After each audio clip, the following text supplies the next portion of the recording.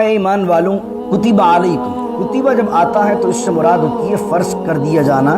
کوئی چیز جب اللہ تعالیٰ فرض کرتا ہے تو قرآن کریم میں کتبہ کے لفظ کو علی کے ساتھ ذکر کرتا ہے۔ یہاں پر بھی وہی بات آئی، کتبہ علیکم، ایمان والوں تم پر فرض کر دیا گیا، لکھ دیا گیا تمہارے لیے قصاص کو۔ کس معاملے کے اندر؟ فی القتلہ، قتیل کی جو جمع آتی ہے وہ قتلہ آتی ہے، اور قتلہ سے مراد مقتولین یعنی وہ لوگ جو قتل کر دیے گئے۔ اس سے مراد یہ ایمان والوں تم پر مقتولوں کا یعنی وہ لوگ جن کو قتل کر دیا گیا ان کا بدلہ لینا تم پر فرض کر دیا گیا۔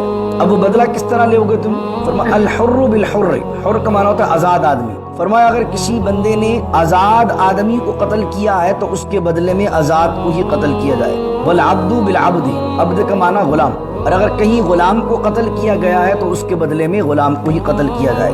والانثى بالانثى، انثى کہتے ہیں عورت کو، والانثى بالانثى، اور اگر کسی عورت نے کسی عورت کو قتل کیا گیا ہے تو اس کے بدلے میں قصاص کے اندر عورت ہی قتل کی جائے گی۔ فمن عفی له من اخیہ شیء، اور پھر جو معاف کر دیا جائے اپنے بھائی کی طرف سے کسی شے کے معاملے میں، کسی شے کے معاملے میں اپنے بھائی کی طرف سے معاف کر دیا جائے، یعنی کہ اگر بدلہ نہ لیں گھر والے جو اس کے وارث ہیں بلکہ دیت لے کر، دیت وہ اس کو کہتے ہیں کہ ایک تو مقتول ہے اس سے بدلہ یہ لیا جائے تو اس کو مار دیا جائے، اس کو قتل کر دیا جائے، قاضی اس کو حکم دے کہ بھئی اس کو مار دو کیونکہ فلاں بندے کو اس نے قتل کیا۔ لیکن جو گھر والے ہوں، جو بندہ مرا ہو، اس کے گھر والے کہیں یہ ہمیں دیت عطا کر دے، یعنی اس کی بیوہ، اس کے بچے، اس کے بھائی وغیرہ کہیں کہ اس کے بدلے میں ہمیں اتنا اماؤنٹ دے دے تو ہم قتل کو معاف کر دیں۔ عقدۃ من لسانی یفقهوا قولی، اللہم صلی علی سیدنا و مولانا محمد معدن الجود والکرم و آلہ و صحبہ وبارک وسلم۔ آیت نمبر 178 ہے سورہ بقرہ کی۔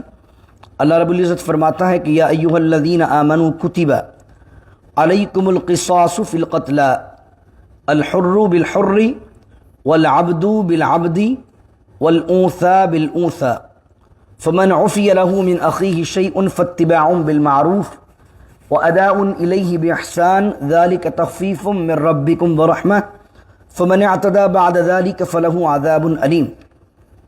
ترجمہ ہے ایمان والوں کتبہ علیکم، کتبہ جب آتا ہے تو اس سے مراد ہوتی ہے فرض کر دیا جانا۔ کوئی چیز جب اللہ تعالیٰ فرض کرتا ہے تو قرآن کریم میں کتبہ کے لفظ کو علی کے ساتھ ذکر کرتا ہے۔ تو یہاں پر بھی وہی بات آئی، کتبہ علیکم، ایمان والوں تم پر فرض کر دیا گیا، لکھ دیا گیا تمہارے لیے قصاص کو۔ کس معاملے کے اندر؟ فی القتلہ، قتیل کی جو جمع آتی ہے وہ قتلہ آتی ہے، اور قتلہ سے مراد مقتولین یعنی وہ لوگ جو قتل کر دیے گئے۔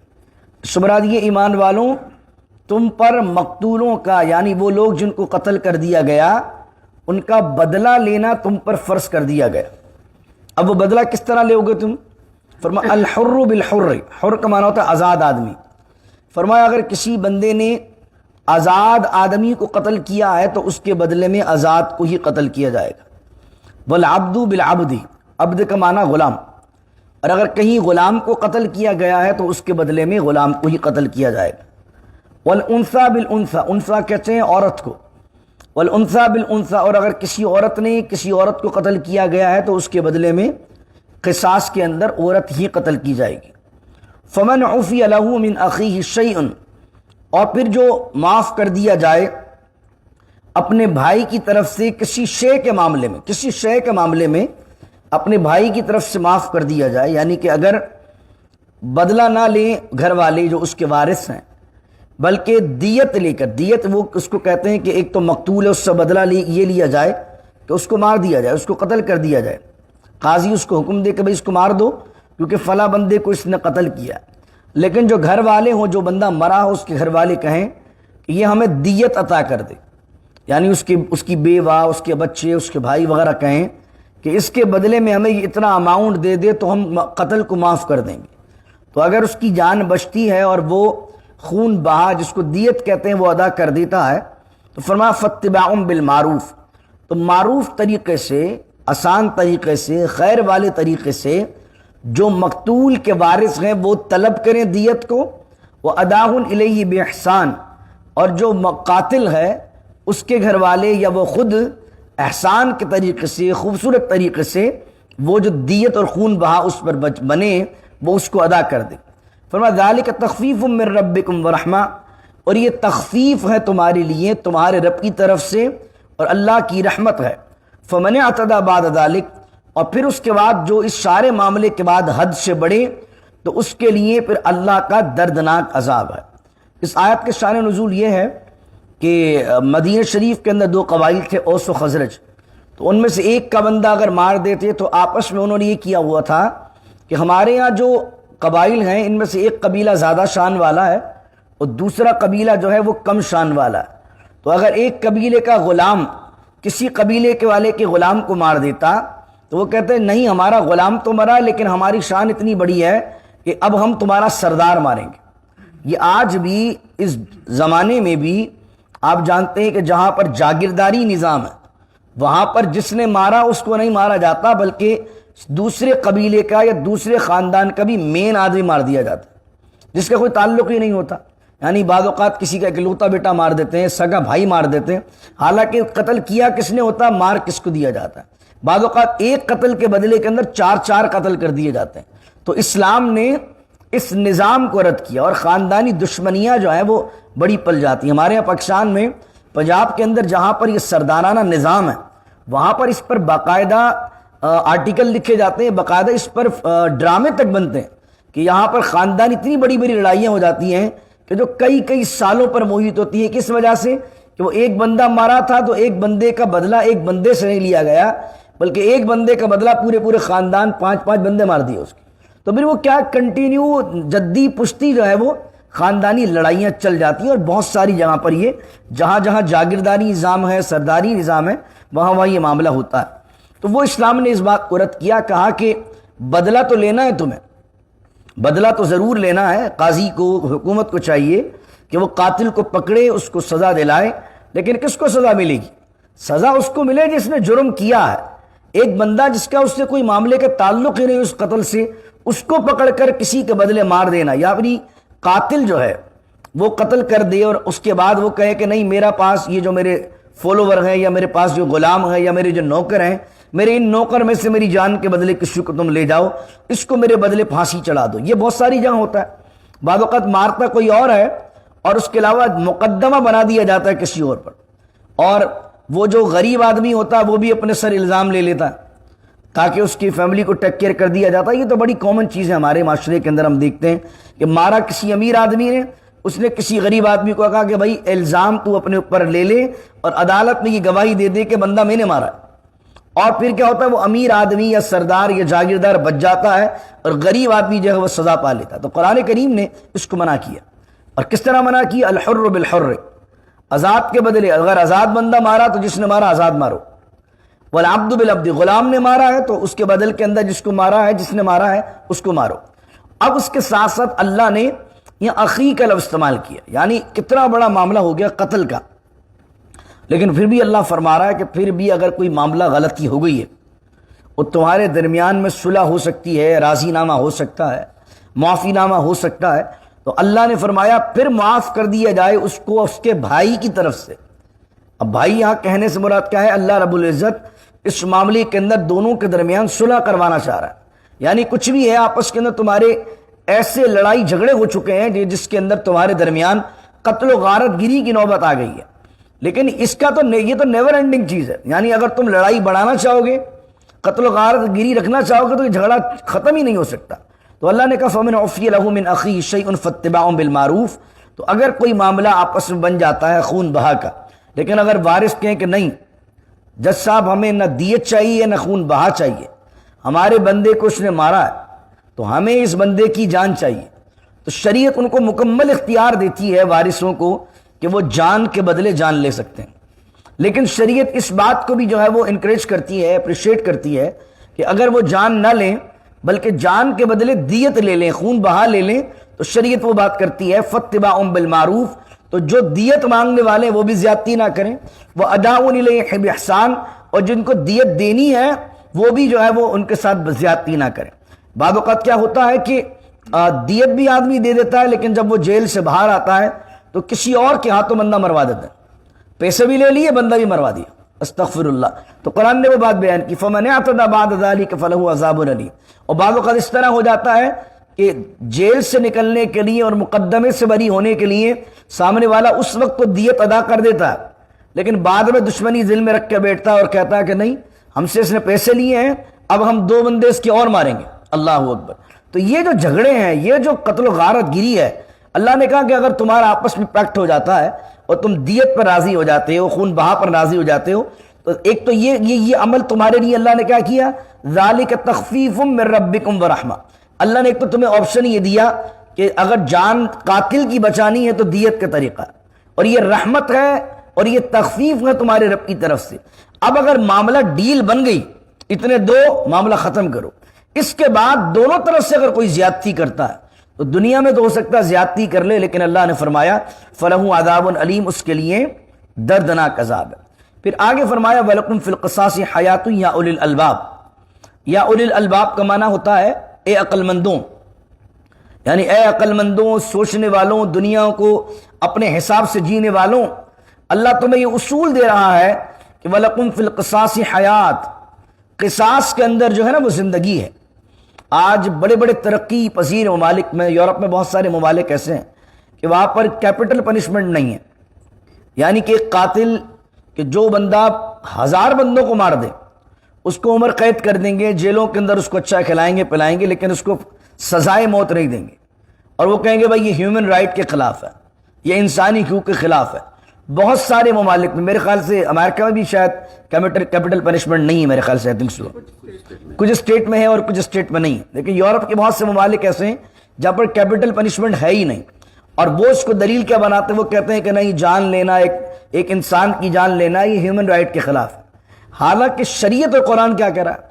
شریعت یہ کہہ رہی ہے کہ جہاں نرمی کرنی ہے وہاں تو نرمی کرنی ہے، لیکن قتل و غارت گیری جب بڑھ جائے گی اور قاتل کو تم چھوٹ دیتے رہو گے، قاتل کو معلوم ہے کہ میں مروں گا نہیں، مجھے مارا نہیں جائے گا، بلکہ میں اندر رہوں گا، اور آج نہیں، 10 سال نہیں، 15 سال نہیں، 20 سال نہیں، 25 سال نہیں، ایک دن باہر آ جاؤں گا، تو اس کے اندر معاشرے سے نہیں ہوگا۔ ان کو جو چلاتے ہیں وہ جیل سے ہی چلاتے ہیں، ایسا نہیں ہے جیل میں جا کر آدمی خاموش بیٹھ کے ہاتھ باندھ کے جو ہے وہ مصلی بچھا کر نماز پڑھنا شروع کر دیتا ہے۔ اللہ جس کو ہدایت دے ہدایت دے، ورنہ بہت سارے گینگ جن کے لیڈر بیٹھے بیٹھے جیل میں ہوتے ہیں اور پورا نیٹ ورک جیل میں بیٹھ کے چلا رہے ہوتے ہیں۔ تو اس لیے قاتل سے قصاص لینا بڑا ضروری ہے۔ اگر قاتل سے قصاص لیا جائے گا تو اللہ کہہ رہا معاشرے کی حیات ہے، اس میں زندگی ہے، اس میں ہمارے یہاں، ہمارے ملکوں میں اور پوری دنیا میں یہ جو قتل و غارت گری کا نظام ہے، یہ انصاف کے اور جسٹس کے نہ ہونے کی وجہ سے۔ اگر یہ ججز، یہ عدالتیں، یہ وکیل سدھر جائیں اور قاتل کو اس کے کیفر کردار تک پہنچا دیں، مجرم کو اس کی سزا مل جائے، تو فوراً معاشرے سے یہ بدماشیاں، یہ گنڈا گردیاں، یہ قتل و غارت گری ختم ہو جائے، کیونکہ معاشرے کی حیات، لوگوں کی حیات کس میں ہے؟ اللہ نے کہا وَلَكُمْ فِي الْقِصَاصِ حَيَاةٌ، یہ اصول دے دیا قرآن نے۔ کیا ہے کہ قصاص میں اے عقل مندو یا اولی الالباب، اللہ کہہ رہا اے عقل مندوں سنو کہ یہ جو ہے تمہارے لیے قصاص میں اللہ نے حیات رکھی ہے، لعلکم تتقون، تاکہ تم اس قتل و غارت گیری سے، خون ریزی سے، اس گنڈے نظام سے تم بچ سکو، اس معاملے سے، اس پریشانی سے تم بچ سکو۔ تو آج بھی اگر آپ دیکھیں کہ جن ممالک میں ان حوالے سے سخت سزائیں موجود ہیں، جہاں پر اس کو پریکٹس بھی کیا جاتا ہے کیپٹل پنشمنٹ کو، اور باقاعدہ زیادہ تر وہاں کوشش کی جاتی ہے کہ انصاف قبول بالا ہو، تو آپ دیکھتے ہیں کہ وہاں پر بہت زیادہ جو ہے وہ کم ریٹ ہے، کم ریشو ہے جرائم کا۔ تو یقیناً سزا جہاں نرمی دکھانی ہے وہ نرمی دکھانی ہے، اور جہاں نرمی نہیں دکھانی وہ نرمی نہیں دکھانی۔ اللہ اکبر۔ پھر آگے فرمایا، یہ تمام چیپٹر ختم ہو جاتا ہے۔ اب یہاں پر قاتل کی اور قتل کی بات تھی، دیت کی بات تھی، تو اللہ نے اسی ضمن میں ایک اور مسئلہ بیان کیا۔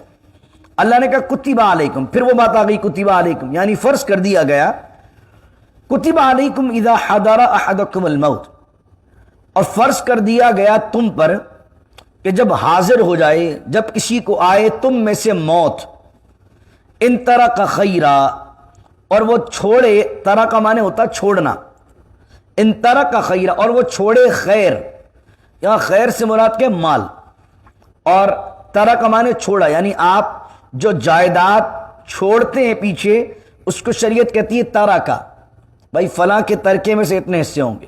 وہ ترکہ صحیح پروننسیشن نہیں ہوتی بلکہ صحیح لفظ ہوتا ہے تارکہ. ایسا مال کہ جو بندے نے زندگی میں دنیا سے چلا گیا اور اپنے پیچھے جو چھوڑ گیا تو اس چھوڑے ہوئے مال کو کہیں گے تارکہ. تو کہا جا رہا ہے کہ جب تم میں سے کسی کی موت کا وقت قریب آئے، ان ترکہ خیرہ، اور وہ اپنے پیچھے مال چھوڑے یا چھوڑے خیر کو، تو اب اس پر اللہ فرض کرتا ہے الوصیۃ للوالدین والاقربین بالمعروف. تو اچھے طریقے سے وصیت کر جائے، ول لکھوا جائے، للوالدین اپنے ماں باپ کے لیے، اور والاقربین اور کس کے لیے؟ اپنے قرابت داروں کے لیے، رشتہ داروں کے لیے. وصیت والا کام ضرور کرے. حقاً علی المتقین، اور یہ حق ہے متقین کے لیے، پرہیزگاروں کے لیے، نیکوکاروں کے لیے. ول لکھوانا، یہ تمام چیزیں لکھ دینا کہ بھائی میرے بعد اس طرح معاملہ چلے، قرآن اس آیت کے اندر فرض کرتا ہے. لیکن یہ ابتدائے اسلام میں حکم تھا. لیکن جب چوتھے پارے میں اللہ رب العزت نے سورہ نساء کے دوسرے رکوع میں اللہ نے جب حصے مقرر کر دیے وارثوں کے، بیوہ کو اتنا ملے گا، اولاد ہو تو بیوہ کو اتنا، اولاد نہیں ہو تو بیوہ کو اتنا، بیٹی کو اتنا، بیٹے کو اتنا، ماں باپ زندہ ہوں تو ان کو اتنا. جب سورہ نساء کے دوسرے رکوع میں اللہ نے پوری تفصیل دے دی تو آیت تو قرآن میں یہ باقی ہے وصیت والی، لیکن اب اس کا حکم جو ہے وہ منسوخ ہو گیا اس آیت سے. وہ میں نے ابتدا کے اندر ناسخ و منسوخ آپ کو سمجھایا تھا. اب وہ جو سورہ نساء کے دوسرے رکوع میں جو حصے مقرر ہو گئے، اس آیت کی وجہ سے اس آیت کا حکم منسوخ ہو گیا. یعنی اب وصیت کرنا وارثوں کے لیے فرض نہیں ہے، بلکہ اب حدیث کیا کہتی ہے. اصول یاد رکھ لیں آپ، یہ بڑا اہم اصول ہے. یہ مسائل بڑے اہم ہوتے ہیں، ہمیں زندگی میں پیش آتے رہتے ہیں. یقیناً ہمیں بھی مرنا ہے، تو ہم کس طریقے سے شریعت کے مطابق یہ تمام چیزیں کریں. اور امریکہ میں تو آپ کو معلوم ہے کہ ول لکھوانا بڑا ضروری ہو جاتا ہے، نہیں ہے تو سارے پیسے تو کہیں اور ہی چلے جائیں گے آپ کے. تو اس سے یہاں تو بہت الگ مسائل ہمارے سامنے پیش آتے ہیں. تو یہاں پر کیا کرنا ہے، یہاں فرمایا کہ جو وارث ہے اس کے لیے وصیت نہیں ہے، لا وصیت للوارث، حضور کا یہ فرمان ہے. یعنی بعض اوقات ایسا ہوتا ہے کہ ماں باپ جب بیمار ہو جاتے ہیں اور اتفاق سے ماں باپ کے پاس مال ہے یا پراپرٹی ہے، تو بہت ساری اولادیں جنہوں نے پوری زندگی خدمت نہیں کی ہو وہ بھی دوڑے دوڑے چلے آتے ہیں کہ ہو سکتا ہے آخری وقت میں جو فلاں پلاٹ ہے وہ ابا میرے نام لکھ دیں یا فلاں پراپرٹی میرے نام لکھ دیں. اب کیا ہوتا ہے، بعض اوقات بیماری کے اس عالم میں آخری اوقات میں وہ پراپرٹی پر سائن کروا بھی لیتے ہیں. اب کیا ہوتا ہے، جب مرنے کے بعد ابھی باپ کا 40واں نہیں ہوتا ہے کہ نیازوں کے اندر ہی یا بیٹھک جب لگتی ہے تو اب بڑا بھائی یا چھوٹی بہن یا بھائی وغیرہ جیب میں سے نکال کے دکھاتے ہیں کہ بھائی ابا تو فلاں مکان میرے نام کر کے چلے گئے، وہ ساری جو مارکیٹ ہے وہ فلاں فلاں شہر میں وہ تو ساری اکیلے میرے نام کر دیے، یہ دیکھو ابا کی وصیت. تو اب ایسے عالم میں کیا کریں گے؟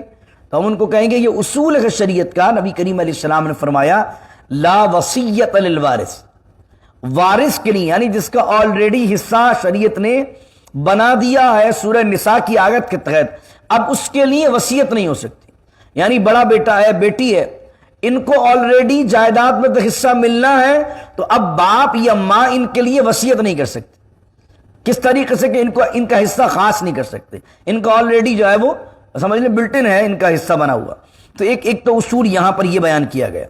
اب وصیت کرنی ہے اس آیت کے تحت، وصیت کرنی ہے تو کس لیے کرنی ہے؟ آپ سمجھ رہے تہائی حصہ جو ہے، نبی کریم علیہ السلام نے فرمایا اگر کوئی وصیت کرنا چاہے تو غیر وارث کے لیے تہائی مال میں سے وصیت کر سکتا ہے، سارے مال میں سے نہیں. یہ نہیں کہہ سکتا کہ میرا سارا مال فلاں NGO کو دے دو، بلکہ اگر کسی ادارے کو، کسی مدرسے کو، کسی مسجد کو، یا اپنے کسی ایسے رشتہ دار کو جس نے زندگی بھر اس کی خدمت کی ہوتی ہے، جیسے مثال کے طور پر بعض اوقات اپنی سگی اولاد چھوڑ کے بھاگ جاتی ہے اور بھانجا، بھتیجا یا دوست کا بچہ یا محلے کا کوئی پڑوسی وہ بہت ٹیک کیئر کر رہا ہوتا ہے سالوں تک. اب یقیناً مرنے کا وقت آیا، اب اولاد کو محروم تو نہیں کر سکتا کہ آگ کر دے جائیداد سے، کیونکہ آگ کرنا بھی شریعت میں جائز نہیں. اللہ نے حصے مقرر کر دیے، آپ کو اختیار ہی نہیں ہے کہ آپ اولاد کو آگ کر دیں.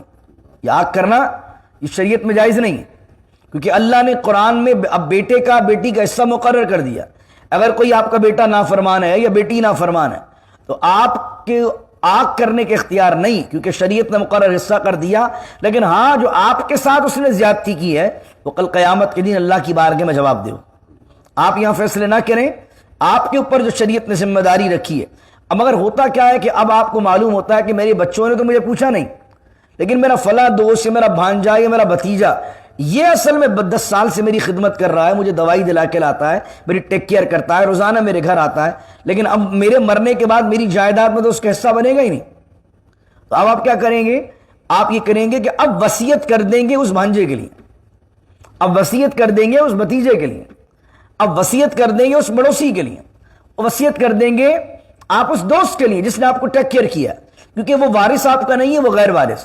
لیکن وصیت کتنی کریں گے کہ میں میری ساری پراپرٹیز کے نام، یہاں گورے بہت سے کتوں کے نام کر کے چلے جاتے ہیں کہ بھائی یہ فلاں میری ساری پراپرٹی کتوں کے نام، استغفر اللہ العظیم۔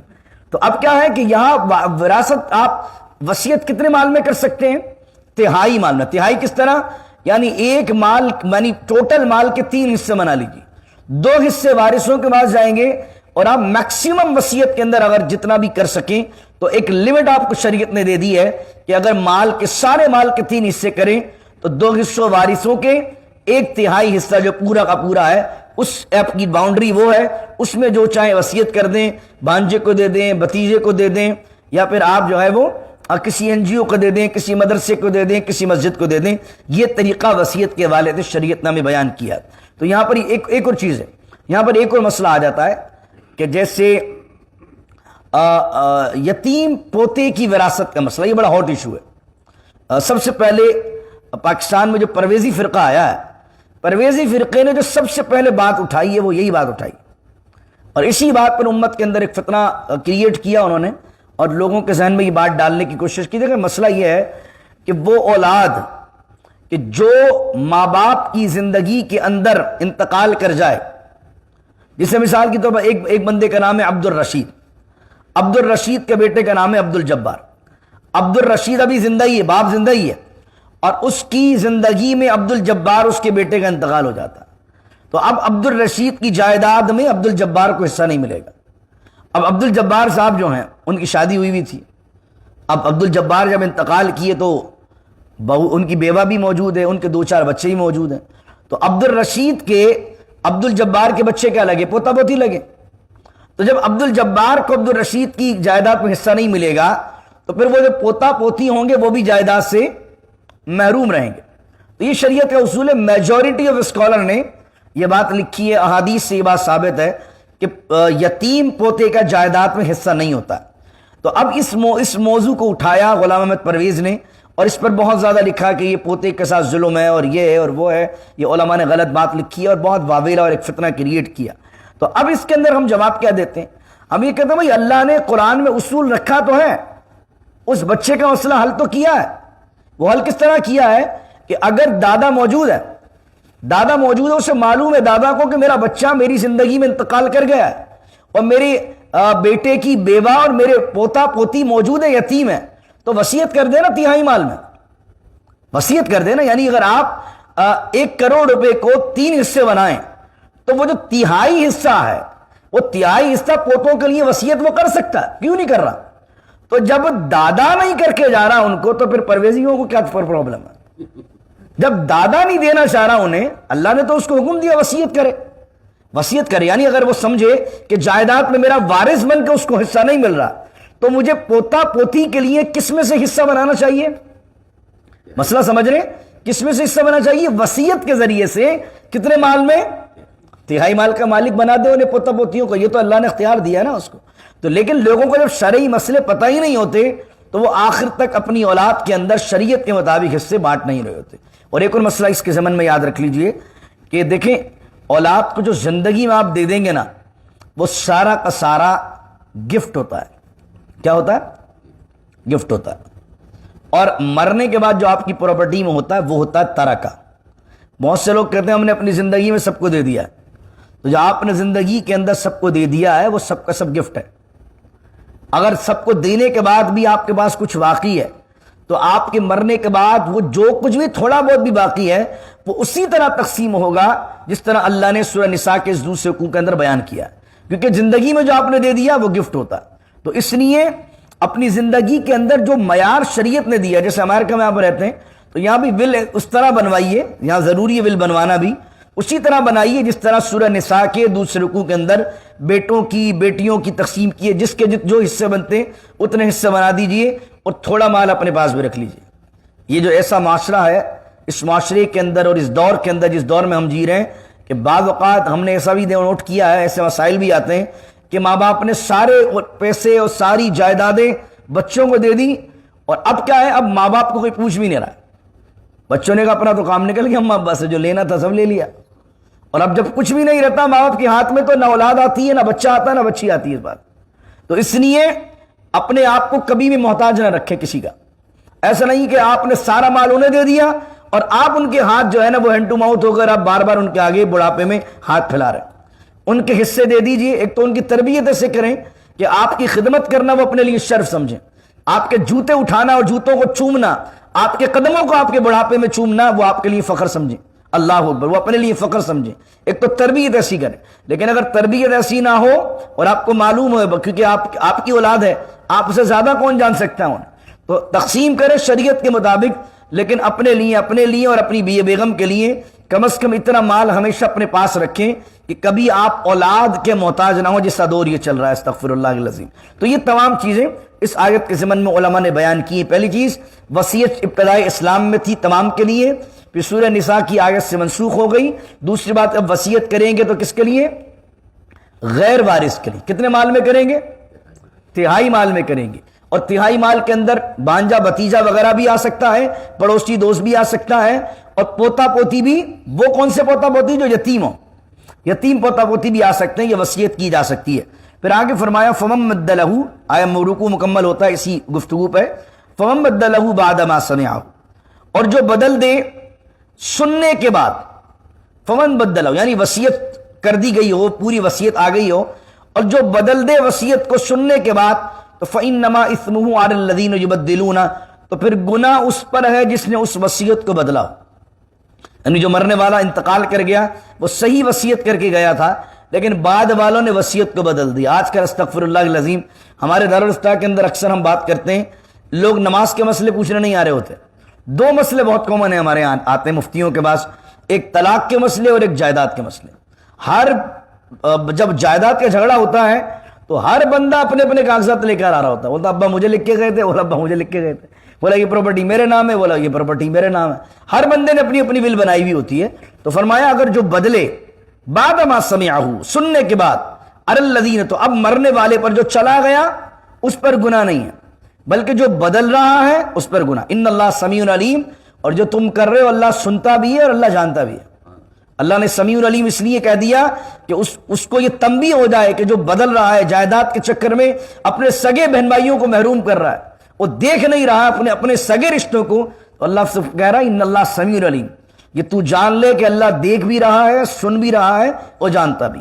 پھر آخری جو اصول دیا ہمیں، جو ہم زندہ لوگ ہیں، اب ہمیں جو اصول دیا اس آخری آیت میں جہاں پر یہ پورا موضوع سمٹ جاتا ہے، فمن خاف من موسن جنفن او اثمن، اور اگر تمہیں خوف ہو موسن سے، موسن کہتے ہیں وصیت کرنے والے، فمن خاف من موسن جنفن او اثمن، کہ وصیت لکھنے والے نے، موسن یعنی وصیت کرنے والے نے جانبداری کی ہے، جنفن یعنی باعث وہ ہوا ہے، باعث نہیں اس نے دکھائی ہے، او اثمن یا گناہ کیا ہے۔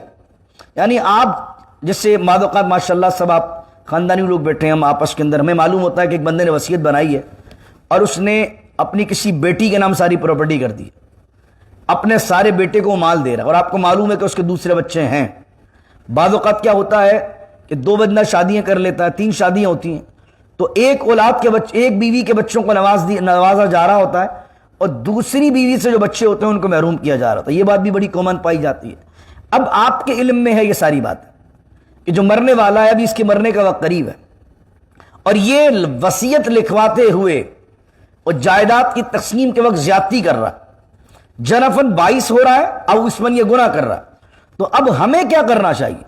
اللہ کہتا ہے فَأَصْلَحَ بَيْنَهُمْ، تو تم ان کے درمیان صلح کرواؤ، تم بٹھاؤ ان کو، ان کے بچوں کو بٹھاؤ، باپ کو بٹھاؤ، ماں کو بٹھاؤ، بڑوں کو بٹھاؤ کہ یار نہیں کرو ایسا، کیونکہ تم تو دنیا سے چلے جاؤ گے، تمہاری بچے لڑ رہے ہوں گے آپس میں، کتے بلیوں کی طرح لڑیں گے اور یقیناً پھر خاندان کا نام خراب ہوگا. یہ نہیں کہیں گے کہ یہ کون لڑ رہا ہے, سب کیا کہیں گے, بھائی فلاں حاجی صاحب کے بچے لڑ رہے ہیں. مرنے والا چلا جاتا ہے لیکن گھر پورا بدنام ہوتا ہے اس سے کہ دیکھو یار وہ تو دیکھو آپس میں بھائی بھائی لڑ رہے, کس کی اولاد ہے, فلاں کے بچے ہیں. باپ تو چلا گیا, ابھی باپ کا 40واں نہیں ہوا ہے, باپ کی قبر کی مٹی ابھی سوکھی نہیں ہے اور یہ آپس میں جائیداد پہ لڑ رہے. تو اگر تمہیں معلوم ہو کہ کوئی ایسا فیصلہ ہونے جا رہا ہے جس کی وجہ سے جو ہے بعد میں فساد ہوگا اور مرنے والا ایک غلط کام کر کے جا رہا ہے, تو اس مرنے والے کو سمجھاؤ اور ان اولاد کو بھی لے کر آؤ تاکہ فاصلح بینہم, اصلاح ہو ان میں. اور اگر دوسری بات یہاں لکھی کہ اگر مرنے والا غلط وصیت کر کے مر جاتا ہے اب کیا کریں, فرمایا اب سارے وارثوں کو بٹھاؤ, بھائیوں کو بٹھاؤ, بہنوں کو بٹھاؤ جن کا جائیداد میں حصہ ہے, اور ان کو سمجھاؤ کہ دیکھو تمہارے والد جو وصیت کر کے گئے ہیں وہ زیادتی کر کے گئے. بعض اوقات مرنے والا زیادتی کر کے چلا جاتا ہے. ایک جگہ ہمارا بیٹھنا ہوا تھا تو ان کے ایک وصیت صحیح نہیں کی تھی انہوں نے, تو ہم نے ان کے بہن بھائیوں کو سب کو بٹھا کے میں نے یہ کہا تھا کہ دیکھو تمہارے والد نے وصیت تو کر دی ہے اور تمہارے آدھے بہن بھائیوں کو اس میں فائدہ نظر بھی آ رہا ہے, آدھے بہن بھائی محروم ہو رہے ہیں اور آدھے بہن بھائیوں کا فائدہ بھی نظر آ رہا ہے جن کے حصے کے اندر وہ لکھ کر چلے گئے. لیکن یہ سوچو کہ یہ جائیداد اور مال تو ٹرانسفر ہو جائے گا, لیکن قبر کس کی بھاری ہونی ہے, تمہارے باپ کی قبر بھاری ہونی ہے. عذاب کس کو ملنا ہے, تمہارے باپ کو عذاب ملنا ہے. قیامت کے دن یہ جو زیادتی وہ دنیا میں کر کے گئے ہیں اس کا جواب دے کس کو ہونا, تمہارے والد کو ہونا. تو کیا تم چاہتے ہو کہ چند ٹکوں کی خاطر, چند دنیا کے مال کی خاطر اپنے باپ کی قبر میں بھاری کرو, اپنے ماں باپ کی قبروں کو بھاری کرو, ان کو قبر میں عذاب دلواؤ, ان کو اللہ کی بارگاہ میں ان کی پیشی کرواؤ. تو اگر وہ زیادتی کر کے جا بھی چکے ہیں تو اب ان کے مرنے کے بعد ان کے لیے بھی بھلا کرو جو چلا گیا ہے, اور اس اولاد کے لیے بھلا کرو کہ اپنے ماں باپ کے ساتھ زیادتی نہ کرے. کیا کرو, سب لوگوں کو بٹھاؤ اور فلا واصلح بینہم, آپس میں اصلاح کرواؤ. فلا اثم علی, اور یہ جو تم بیچ میں پڑھو گے فلا اثم علی, یہ کوئی گناہ کی بات نہیں بلکہ یہ تو بہت اچھی بات ہے. ان اللہ غفور الرحیم, اور اللہ تعالیٰ بخشنے والا مہربان ہے. تو یہ اس طرح کے جو کام ہوتے ہیں نا اس میں برائی بھی ملتی ہے لیکن یہ کام بڑے اعلیٰ ہوتے ہیں. تو اس لیے اس پہ نہیں ڈرا کریں کہ یار اب خاندانی معاملہ ہے, پڑھیں گے تو گندے ہو جائیں گے, یار پڑھیں گے تو برائی ملے گی, چار لوگ باتیں سنائیں گے, لوگ کہیں ابے بھائی تیرے پیٹ میں اتنا درد کیوں ہے, ہمارا گھر کا مسئلہ ہے, تیرے کو نہ 1 روپے ملنا ہے نہ کچھ کرنا ہے, تیری کیا مطلب ہے. آپ کے مجھے مطلب میرے اللہ سے. میں چاہتا ہوں کہ مرنے والے کی قبر بھاری نہ ہو, اور میں چاہتا ہوں کہ تم دونوں بہن بھائی آپس میں جو ہو, بہن بھائی ہو, بھائی بھائی ہو, ایک ہی باپ کی اولاد ہو تو آپس میں نہ لڑو, گھر کا اور خاندان کا تماشا نہ بنے. اور میں یہ چاہتا ہوں, میرے رب نے مجھے قرآن میں یہ حکم دیا ہے کہ جب تو ایسا معاملہ دیکھے تو آپس میں اصلاح کروا. اب دیکھیں کتنے خوبصورت اصول ہیں. اگر ہم اس طرح زندگی گزارنے والے قرآن کے اصول سے بن جائیں, خاندان کے جھگڑے بھی ختم ہو جائیں, معاشرے کے جھگڑے بھی ختم ہو جائیں, زندگی میں سکون آ جائے, عافیت آ جائے, سلامتی آ جائے. دعا کیجیے اللہ رب العزت سے اللہ عمل کی توفیق عطا فرمائے. بسم اللہ الرحمن الرحیم, الحمدللہ رب العالمین والصلاة والسلام علی اشرف الانبیاء والمرسلین. ربنا ظلمنا انفسنا وان لم تغفر لنا وترحمنا لنكونن من الخاسرین. ربنا اتمم لنا نورنا واغفر لنا انك على كل شيء قدير. ان الله وملائكته يصلون على النبي يا أيها الذين آمنوا صلوا عليه وسلموا تسليما. اللهم صل على سيدنا ومولانا محمد معدن الجود والكرم وآله وصحبه وبارك وسلم. سبحان ربك رب العزة عما يصفون والسلام على المرسلين والحمد لله رب العالمين. لا إله إلا الله محمد الرسول.